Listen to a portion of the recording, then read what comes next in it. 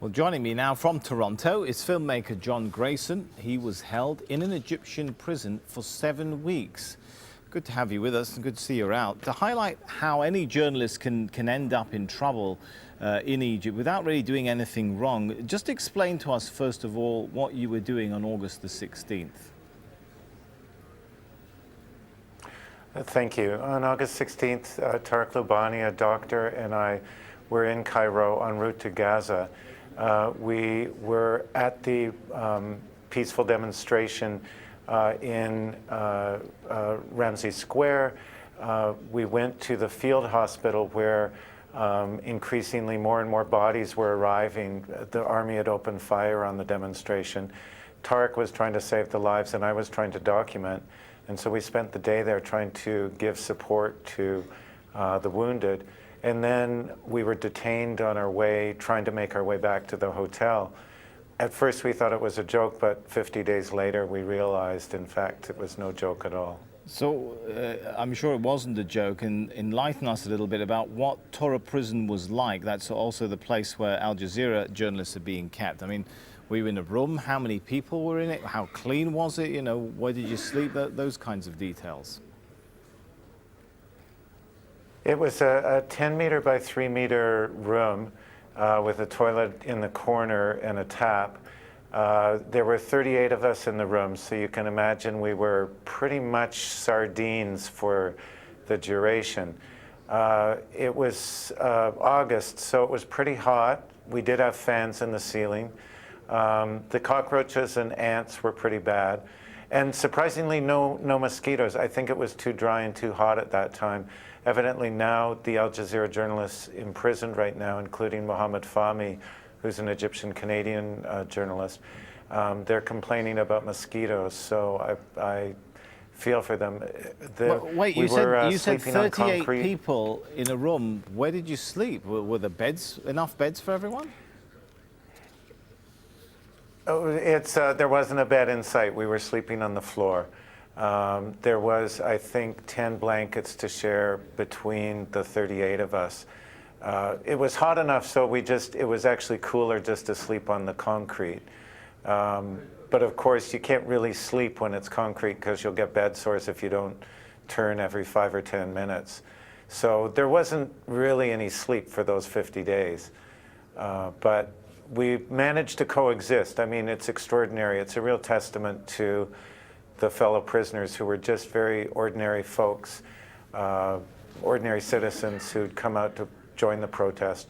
And so we were there for 38 guys coexisting. It sounds horrific. Now, if you're I know comfortable, with Mohammed Fahmy. Now I was going to ask you, if you're comfortable, I would like you to talk about physical abuse. Absolutely. When Tarek and I and the others arrived, first we were held in a paddy wagon for about 3 hours in the sun. So it's hot boxing. They leave you in the Cairo sun and you basically bake. And a number of the prisoners suffered from pretty severe heat stroke.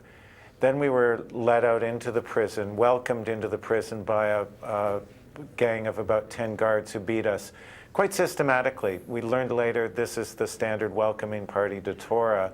And it's, of course, very practical. It means that we're going to be fairly subdued for the days that follow. Tarek and I were singled out for special abuse because we were, quote, Canadians, and therefore must be, of course, Canadian terrorists. This was what the guards were told, so they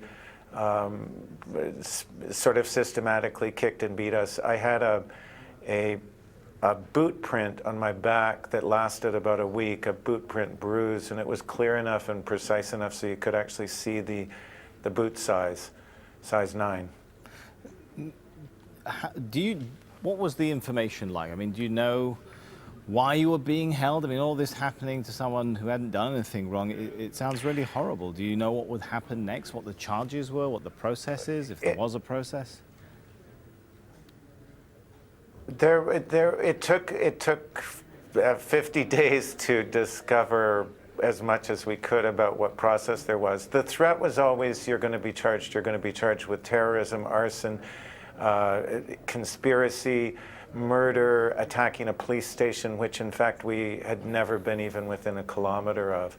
We had full documentary proof that we'd been in the mosque all day, but they of course didn't care about that. What they were worried about was that our footage showed the crimes of the army opening fire on unarmed civilians. So that was their real concern. The threat of the charges was held over all 600 of us, 600 arrested in one day. And it was a classic sort of roundup. Of those 600, only 40 have been released. We were the first two. 38 have been released subsequently.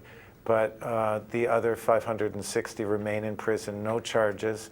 It's now 150 days plus. And it's as grim as can be for their families. They've lost their jobs. It's an appalling situation. And now in the Cairo winter, it's that much worse.